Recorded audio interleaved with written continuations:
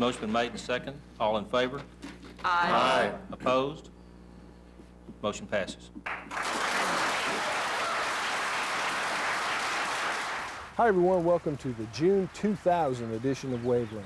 Well, at their May meeting, the LCRA Board of Directors voted unanimously to build a pipeline to Hays County to relieve serious water shortages there brought on by rapid growth and continuing drought conditions.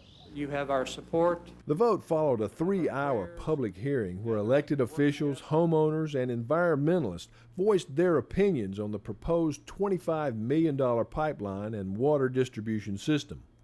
The line will bring treated water from LCRA's West Travis County Water Treatment Plant and run about 14 miles along Highway 71 and 290 West to Dripping Springs in northern Hays County. The easy thing for LCRA to do would be to simply wait till the end of the environmental impact study and then proceed with the pipe.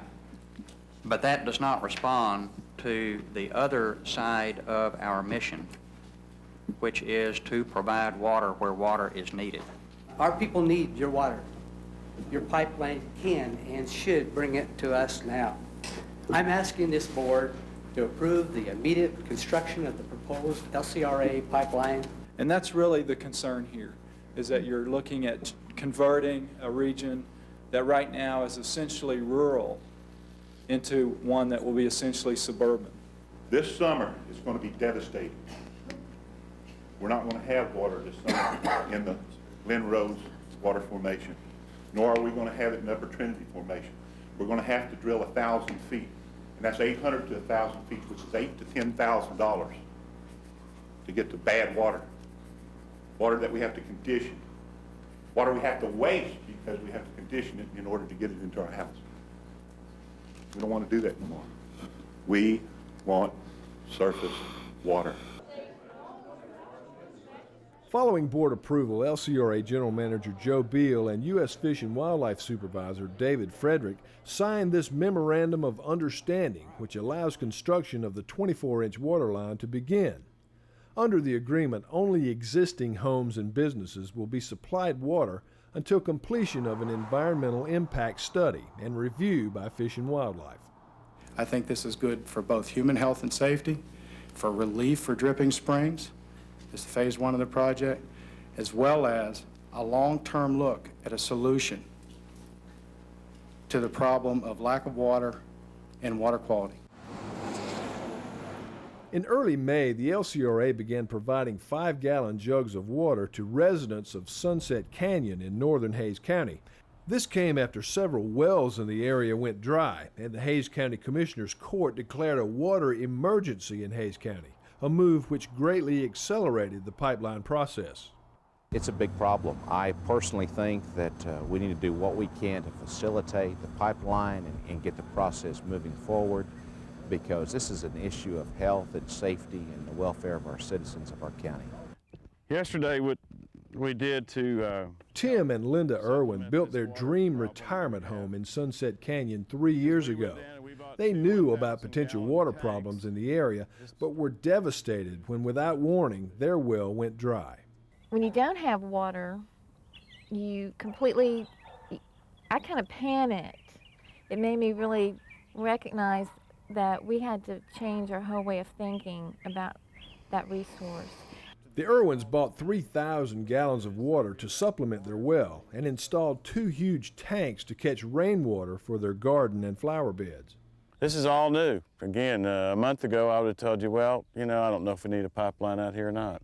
But I've changed my mind. I think a lot of people have changed their minds. Having little or no water is not the only problem facing these homeowners. And we also had water quality problems because the sulfur smell became very strong. We'd never had that problem before. Often when you turn on the bathtub, the water would run out black, like black ink. It'd take a good while for that to clear out of the lines. The LCRA still has to get federal permits from the Army Corps of Engineers and sign up potential customers before the pipeline can be built. However, construction could begin by late summer and is expected to take about 18 months to complete. And now, everybody pray for rain. We got a long 18 months in front of us. The folks in Hays County aren't the only ones struggling to find water for their growing region.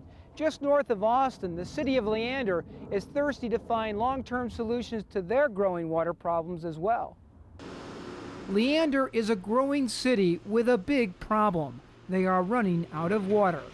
Despite being only a few miles from the tantalizing waters of Lake Travis, it has been off limits to them because they lie within the Brazos River Authority watershed.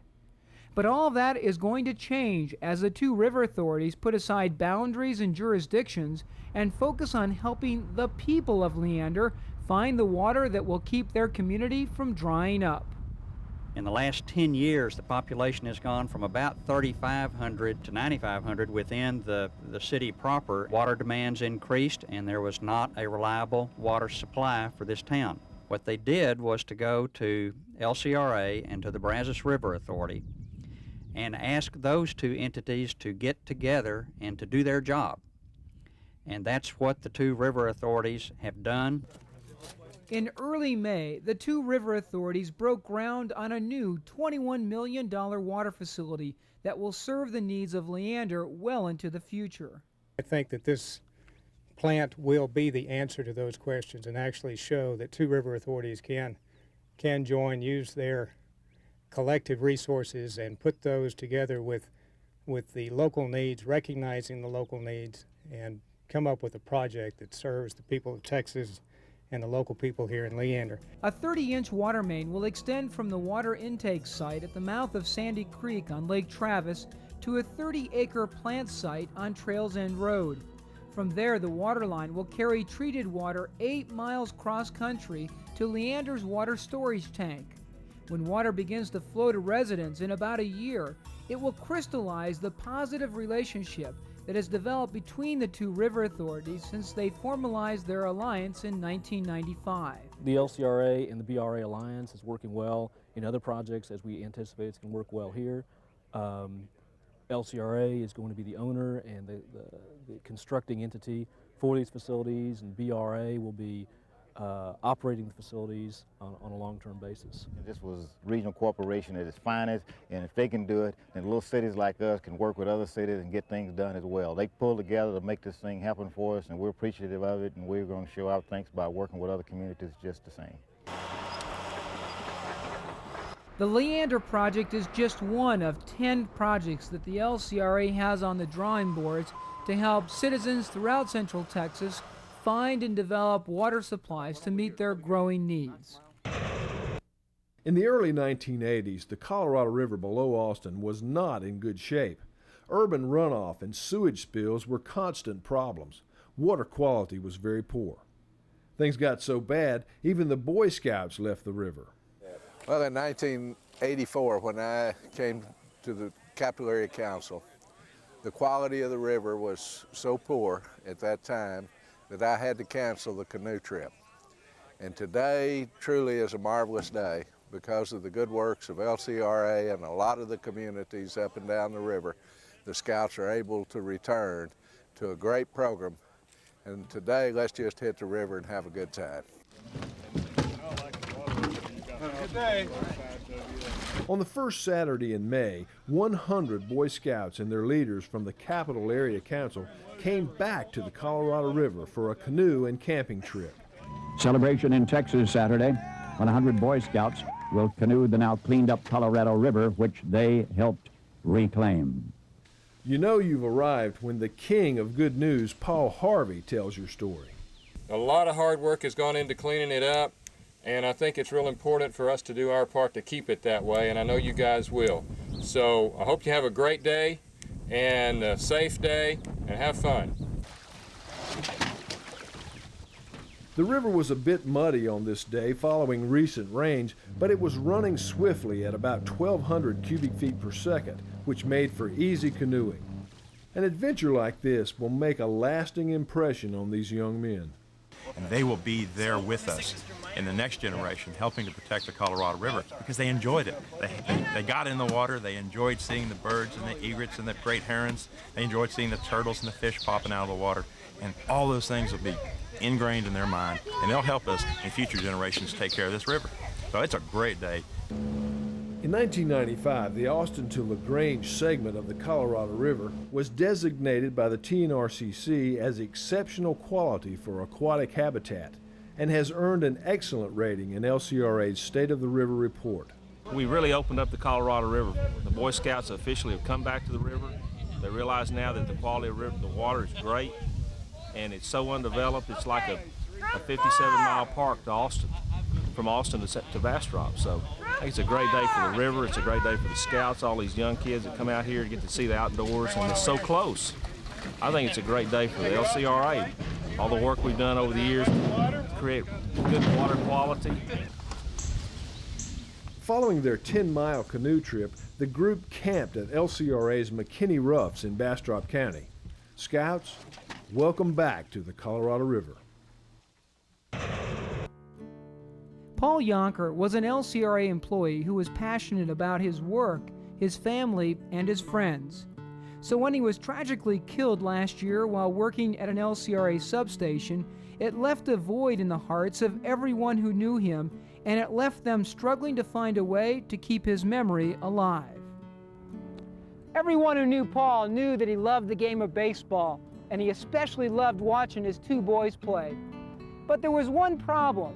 They could only play in the heat of the day because his hometown of Mason didn't have lighted fields. So Paul began a campaign to change all of that. Unfortunately, he died before his dream could come true. As the new season began and the Braves took to the field, there was something different about the Mason Little League field, something that Paul Jonker would have been very proud to witness.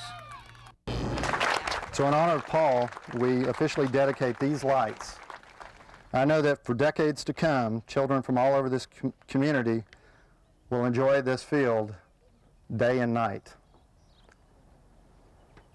And I can't think of a better way to honor Paul than to turn his dream into a reality. The family hopes that perhaps Paul is looking down with pleasure on the field of dreams that he helped create, and that thousands of youngsters will experience the magic of playing baseball on a cool summer night under the lights. This memorial was erected by the City of Mason and the LCRA to honor Paul and his desire to have these baseball field lights installed so that even the youngest baseball player in this community could actively participate.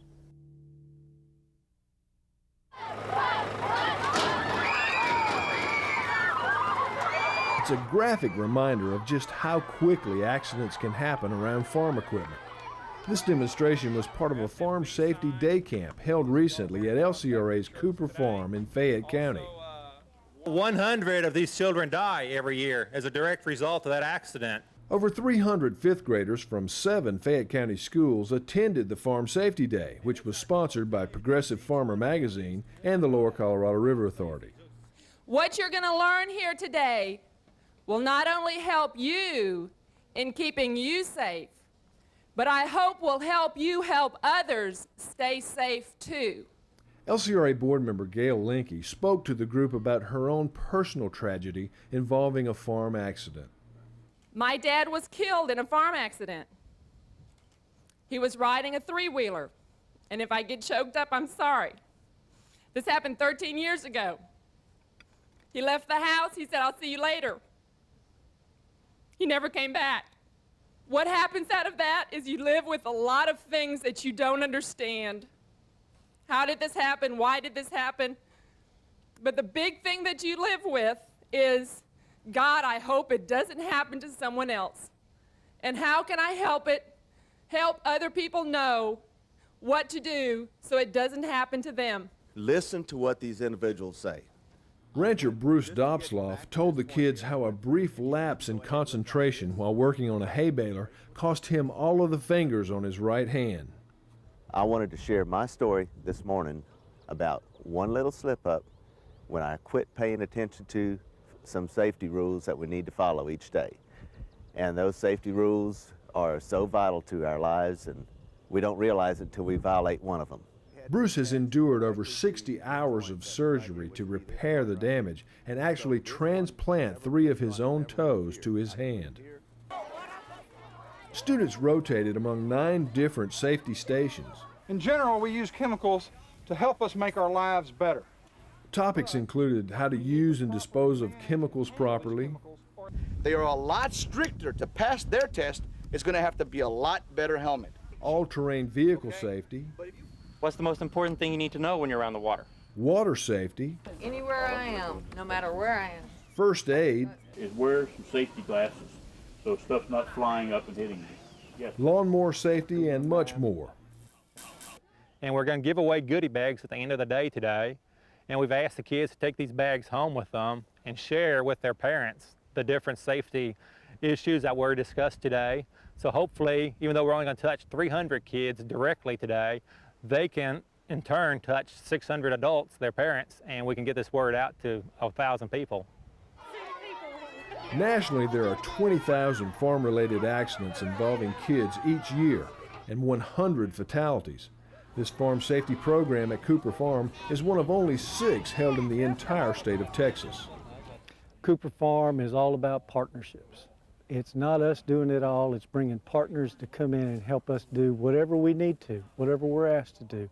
We've worked with Extension, Texas Agricultural Extension Agency, to put together some demonstration plots out here to teach landowners about what gypsum will do on their Bermuda grass, how it'll help enhance the growth there. We've also worked with them on putting food plots out. This fits into the picture perfectly because, again, what we're doing is we're educating the community. We're trying to give back, and today we're trying to give back something to the kids in Fayette County so they can learn about farm safety. The kids seem to have a great time while learning some very important lessons in safety. When you ride your bike or a four-wheeler or a lawnmower or something, you should always wear a helmet. And when you ride in traffic, you should always look both ways before you go. To always watch out for what you're doing and just be safe around stuff. A big part of that safety, guys, is common sense, okay? Always get your mind on what you're doing. Good common sense that will keep you out of situations like this. In the June edition of the LCRA News, read about LCRA's extensive support of youth programs in Central Texas.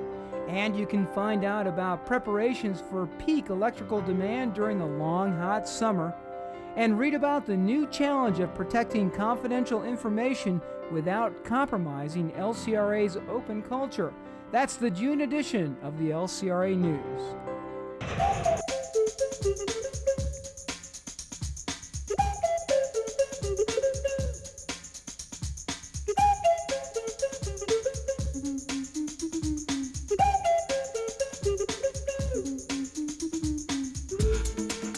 This month on Board Profile, meet F. Scott LaGrone from Williamson County.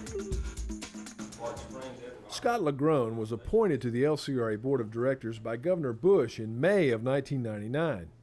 He serves on the Water Operations Committee and is chair of the Energy Operations Committee. Scott and his wife Dana have lived in Sun City, Georgetown for the past 4 years. I have a handicap of about between 12 and 15. When I play golf, my biggest part of my game is the long drive. Scott loves to play golf, and he and Dana are very active in the community. And so we are members of the Sun City Chorus and have participated now for some 3 years, I guess almost 4, in all the concerts and all the presentations. She's been in several of the individual follies that they've had and was, from my perspective, a real star. Scott and Dana met and married 30 years ago, a union which created their own version of the Brady Bunch.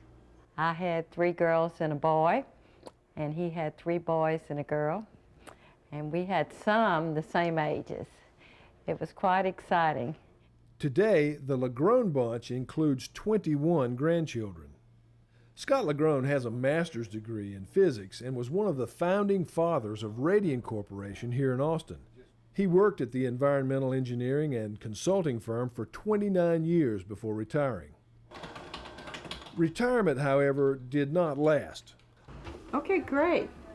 Along with 2 of their daughters, Scott and Dana started a travel agency in Sun City 3 years ago. Our #1 customer is Southwestern University. We're very proud of that. That's a corporate account. And of course, our primary business is leisure travel for the people here in Sun City. And we like to say we're selling people their dreams. They spend all their life working hard, they come out here and retire, and now they want to travel and see the world. And it's really a lot of fun selling people their dreams. During his years at Radiant Corporation, Scott had the opportunity to work with many different electric utilities around the country. And I want you to know I am extremely impressed and proud of the employees that LCRA has in those positions. As a board member, I only work with the top policymakers of the organization, but they are top-notch, they're skilled, they're talented, and they do wonderful things. And so I am very proud to serve on the board with such a great staff to support me.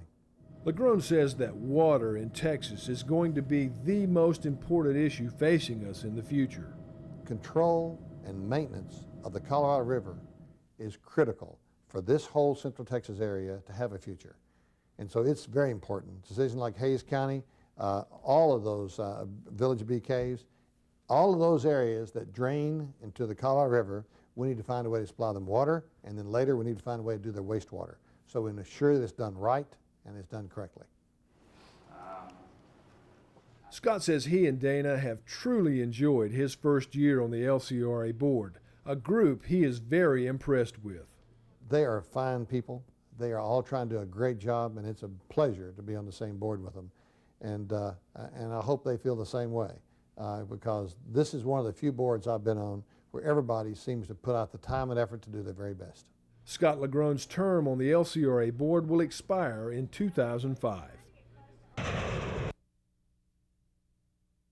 Today marks a milestone for the improving water quality on the Colorado River. More than 100 Boy Scouts put canoes in the river below Austin for the first time in nearly 2 decades. Pollution forced the Boy Scouts Capital Area Council to suspend canoe trips down the Colorado in 1984. Scout officials say on a scale of 1 to 10, the river was at a 3 back in the 80s. The water is returned to the 8 to 9 level, and scouting feels safe and returning to the river. Small towns pass ordinances that help protect the river. The City of Austin passed ordinances and also put about $500 million into the task. These scouts canoed about 10 miles down the Colorado from Big Weberville Park to McKinney Rush, just west of Bastrop. Good afternoon. It's a victory for North Hays County residents who say they're out of water. The Lower Colorado River Authority Board votes to build a pipeline to pump water from Lake Austin to the rural area. Fox 7's Sharita Lewis joins us now with more. Sharita, the vote was unanimous. And it was met with applause and a standing ovation. This Lake Austin, by the way, is where that water is going to be coming from, but changes aren't going to happen overnight, and residents are bracing for what could be the driest summer yet. But in 18 months, North Hays County neighbors, including those in Sunset Canyon, hope to have their water problems solved. LCRA will build a pipeline that will pump water in, alleviating the need for wells, which many neighbors say have gone dry. The agreement blocks lawsuits which would have put off the pipeline indefinitely while an environmental study was completed, and allows construction to begin sooner to deliver water to residents already living there. With the limitations that were laid out within the Memorandum of Understanding with Fish and Wildlife, which basically says that we will only serve existing development until the EIS is complete. But after that environmental study is complete, the LCRA will consider supplying water to new development that will be coming in the coming years. In the meantime, people are going to have to make do with bottled water that the LCRA is providing or have water trucked in. Now, Sharita, this decision means growth is almost guaranteed in that area. That's right, and Sunset Canyon, for example, is growing rapidly. Houses are going up right now, but once that pipeline is in place, those folks who hadn't considered that area because of the lack of water won't have a reason to stay away. Thanks, Sharita, and construction on the pipeline could begin as early as August. Memorial Day weekend will bring crowds of boaters out to our area lakes. The Lower Colorado River Authority has teamed up with the Texas Parks and Wildlife Department to patrol the lakes. News 36's Veronica Obregon is live along Lake Travis tonight. Veronica, did they say what they're going to be looking for? Robert, they sure did. The LCRA will be looking for noisy boats, and the Texas Parks and Wildlife will be looking for water safety violators. They took us out on boats earlier today to show us what it's going to be like this weekend. first, we stopped a jet skier. LCRA Ranger Lim Biggs checked his registration and the fire extinguisher. Just a couple of the requirements for going out on the lake. Then we stopped a boat full of college students. Ranger Biggs went through a routine check. We notice if the registration is current. Must have their personal flotation device, and then we go through the fire extinguishers and other safety equipment. Good deal. You'll be safe. Yes, sir. But not everyone is safe, and that's why law enforcement officials say they will not tolerate anyone who breaks water laws. For BWIs, they're going to jail. There's no choice in the matter. For any other water safety violation, the fines are from $25 to $500. But boat safety isn't their only concern. They also worry about water hazards. You don't know it's there, you don't know what it is. You think it's a cloud. Ranger Biggs is talking about low water areas, so low you can see islands. Even though buoys mark these areas on Lake Travis, the LCRA and Texas Parks and Wildlife officers say boating accidents will still happen. You're looking at a live picture of a low water area on Lake Travis. So if you're coming out to the lake this weekend, be careful for those islands. And remember that the LCRA and the Texas Parks and Wildlife will be out in full force. Robert?